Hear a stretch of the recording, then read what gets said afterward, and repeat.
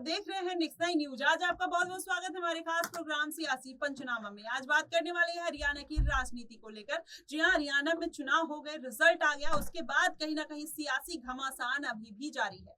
अगर एक तरफ देखा जाए कांग्रेस पार्टी की तरफ और दूसरी तरफ देखा जाए भारतीय जनता पार्टी। भारतीय जनता पार्टी में सीएम पद कौन होगा, सीएम चेहरा कौन होगा, किसको कौन सा पद मिलेगा, इसको लेकर घमासान मचा हुआ है। वहीं कांग्रेस पार्टी की तरफ अगर देखा जाए तो आखिरकार हार कैसे हुई और उस पर समीक्षा बैठक की जा रही है। ईवीएम का मुद्दा उठाया जा रहा है, फिर से री इलेक्शन कराने की भी बात कहीं ना कहीं कांग्रेस पार्टी की तरफ से की जा रही है। तो ये तमाम ऐसे मुद्दे हैं जो कहीं ना कहीं हरियाणा की राजनीति में भी अभी भी चर्चा का विषय बने हुए हैं।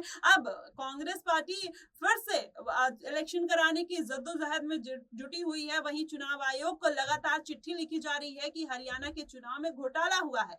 वहीं भारतीय जनता पार्टी इस बात को मानने के लिए तैयार नहीं है। अंदरूनी कला भी देखने को मिल रही है। आखिरकार किस तरफ ये सियासत जाती हुई नजर आएगी, आखिरकार कौन सी पार्टी अभी भी जीत की तरफ बढ़ती हुई नजर आएगी, ये देखना कहीं ना कहीं बेहद दिलचस्प होगा।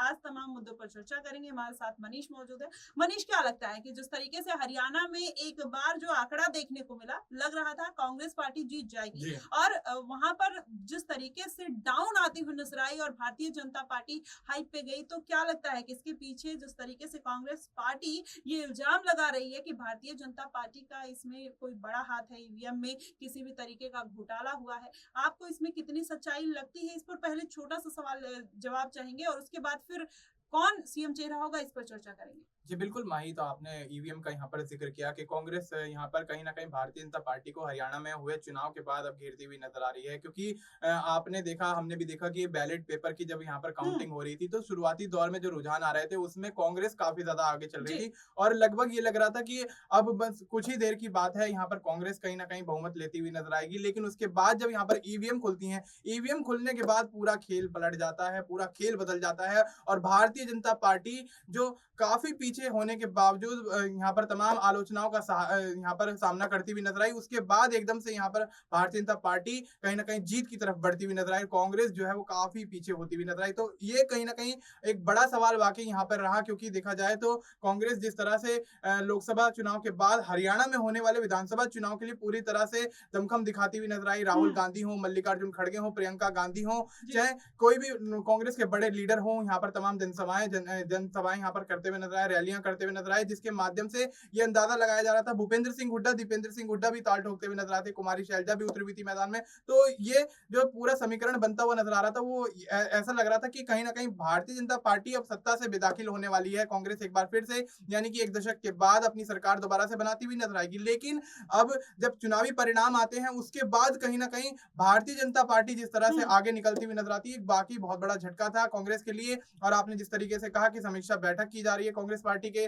तमाम आलाकमान के द्वारा और ये यहाँ पर चीजें उठाई जा रही है, ईवीएम का मुद्दा उठाया जा रहा है कि ईवीएम में गड़बड़ी कर दी है, भारतीय जनता पार्टी ने साजिश की है। ये तमाम जो चीजें हैं वो कहीं ना कहीं भारतीय जनता पार्टी को निशाने पर लेती हुई नजर आ रही हैं। और कहीं ना कहीं देखा जाए तो नायब सिंह सैनी के दोबारा मुख्यमंत्री बनने पर अभी भी संशय की यहाँ पर जो स्थिति है वो बनी हुई है। जी बिल्कुल, कहीं ना कहीं मनीष इस पर और अगर थोड़ा सा डीप जाकर चर्चा की जाए तो माना ये जा रहा है कि अब भारतीय जनता पार्टी भले ही जीत के कगार पर पहुंच गई है, लेकिन अंदर हो रही खींचतान को लेकर अभी भी घमासान जारी है। माना ये जा रहा है कि राव इंद्रजीत सिंह भी अपना दावेदारी अब कहीं ना कहीं ठोकते हुए नजर आ रही है सीएम पद को लेकर और डिप्टी सीएम पद को लेकर। ऐसे में उनकी बेटी आरती राव सिंह भी मैदान में है। माना ये जा रहा है कि वो चाहते हैं कि या तो उनको पद मिल जाए या तो उनकी बेटी को मिल जाए। दूसरी तरफ नायब सिंह सैनी पहले से मैदान में है। अनिल विज की भी नाराजगी लगातार देखते हुए नजर आ रही है। ऐसे में अनिल विज ने पहले भी खुलकर कभी कुछ नहीं कहा, अभी भी कह रहे हैं कि अगर हमें पद दिया जाएगा तो हम स्वीकार कर लेंगे, हम तो चाहते हैं कि हम सीएम बने,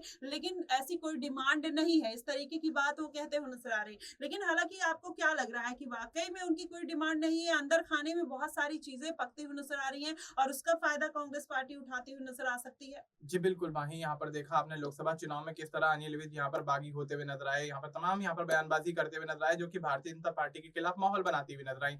और देखा जाए तो शायद यही वजह रही कि हरियाणा में 10 सीटों पर पिछले लोकसभा में जीतने वाली भारतीय जनता पार्टी कहीं ना कहीं इस बार महज 5 सीटों पर सिमट जाती है और 5 सीटें कांग्रेस के खाते में चली जाती है। तो भारतीय जनता पार्टी के अंदर जो अंदरूनी कलह है उसके चलते ही यहाँ पर कांग्रेस जो है अपनी जीत का परचम 5 सीटों पर लहराने में कामयाब रही लोकसभा चुनाव के दौरान। और अब विधानसभा चुनाव के जब परिणाम आते हैं उससे पहले आपने देखा कि जब ईवीएम खुल रही थी, यहाँ पर जब मतों की गणना शुरू हुई थी, तब अनिल विज यहाँ पर बगावती बयान देते हुए नजर आए थे, ये कहते हुए नजर आए थे कि अब अगली मुलाकात सीएम आवास पर होगी, पत्रकारों से इस तरीके की बातचीत करते हुए नजर आए थे। तो उसके बाद भी कहीं ना कहीं भारतीय जनता पार्टी के खेमे में सियासी हलचल तेज होती हुई नजर आई थी और अनिल विज कहीं ना कहीं अपने आप को अलग थलग दिखाते हुए नजर आते हैं। और बात करें राव इंद्रजीत सिंह की, तो राव इंद्रजीत सिंह भी काफी दबदबा रखते हैं हरियाणा की राजनीति में, काफी लंबे समय से हरियाणा की राजनीति में सक्रिय हैं। और देखा जाए तो आपने आरती राव सिंह की बात करी कि उनको भी नाम यहाँ पर कहीं ना कहीं मुख्यमंत्री पद के लिए आ रहा है, राव इंद्रजीत सिंह खुद यहाँ पर दावा ठोकते हुए नजर आ रहे हैं। लेकिन अनिल विज जो है लंबे समय से बागी होते हुए नजर आ रहे हैं और ऐसे में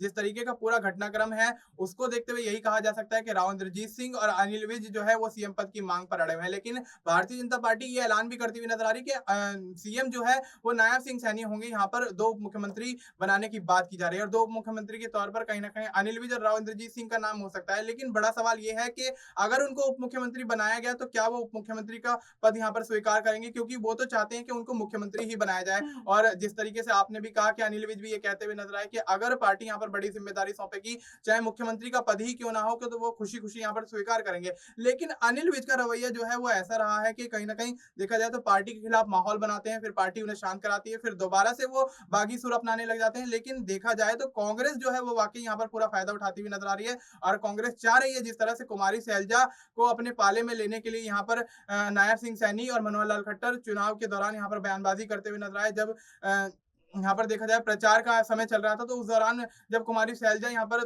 थोड़ी बहुत नाराज भूपेंद्र सिंह हुड्डा से दिखाई दी, तो उस दौरान नायब सिंह सैनी और मनोहर लाल खट्टर भी वही भूमिका निभा रहे थे जो इस वक्त यहाँ पर कांग्रेस पार्टी निभाती हुई नजर आ रही है। लेकिन अगर अनिल विज यहाँ पर बागी हो जाते हैं तो वाकई बहुत बड़ा यहाँ पर खेल हो सकता है और भारतीय जनता पार्टी को एक बड़ा झटका यहाँ पर लग सकता है और हो सकता है कि राव इंद्रजीत सिंह भी अनिल विज के पीछे पीछे कांग्रेस के खेमे में जाते हुए नजर आए और भारतीय जनता पार्टी को हरियाणा में बड़ा झटका लगता हुआ नजर आए। जी बिल्कुल, कहीं ना कहीं भारतीय जनता पार्टी को हरियाणा में झटका लगने की अभी भी संभावना जताई जा रही है। वहीं तारीखों का ऐलान भी हो गया है, मनाया जा रहा है कि 17 अक्टूबर को जो मंत्री शपथ ग्रहण होगा, ऐसे में नायब सिंह सैनी सीएम बनेंगे या फिर अनिल विज बनते हुए नजर आएंगे या राव इंद्रजीत का चेहरा जो है वो आगे करती हुई भारतीय जनता पार्टी नजर आ सकती है। लेकिन वहीं अब कांग्रेस पार्टी की तरफ से जिस तरीके से तंज कसा जा रहा है, सैलजा कुमारी की तरफ से, सैलजा कुमारी कह रही है कि जब मैं कांग्रेस पार्टी में थी तो मुझे ऑफर कर रहे थे। वहीं अगर देखा जाए तो भारतीय जनता पार्टी में कई ऐसी महिलाएं हैं जिन्होंने चुनाव जीता है, तो उनको भी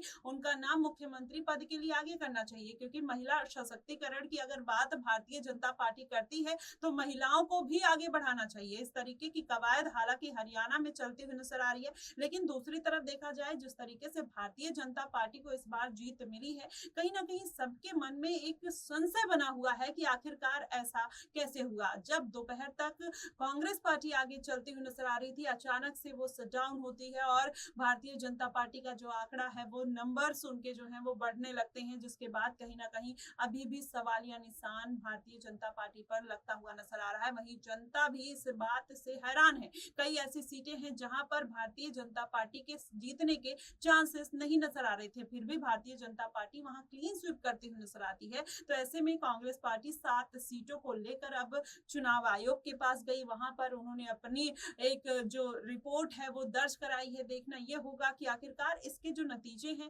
किस तरफ आते हुए नजर आएंगे, या फिर यह सब ये जो एक्टिविटी हो रही है बस ये मात्र एक कवायद की तरह रहती हुई नजर आएगी और भारतीय जनता पार्टी शपथ ग्रहण करके फिर से तीसरी बार सरकार चलाती हुई नजर आएगी और कांग्रेस पार्टी का री इलेक्शन कराने का जो एक कवायद है वो कहीं ना कहीं उस पर पानी फिरता हुआ नजर आ सकता है। फिलहाल हरियाणा की सियासत में इस तरीके के समीकरण समीकरण बनते हुए नजर आ रहे हैं। देखना ये होगा कि आखिरकार इसमें किसका कितना रोल होगा और भारतीय जनता पार्टी जो मैनिफेस्टो में दावा करती हुई नजर आई है उसको पूरा करेगी। क्या जवान किसान पहलवान को खुश करते हुए भारतीय जनता पार्टी नजर आएगी, या फिर वही स्थिति जो 10 सालों में रही है वही स्थिति फिर से देखने को मिल सकती है? क्योंकि अलग अलग राज्यों में और भी राज्यों में विधानसभा चुनाव है। अगर हरियाणा एक रोल मॉडल बनकर निकलता है तो भारतीय जनता पार्टी को अलग अलग राज्यों में फायदा होने की पूरी संभावना कही जा सकती है। देखना ये होगा कि आखिरकार इसके पूरे परिणाम किस तरीके से आते हुए नजर आएंगे। आपको इस मुद्दे को लेकर क्या कुछ लगता है, आप हमें कमेंट बॉक्स में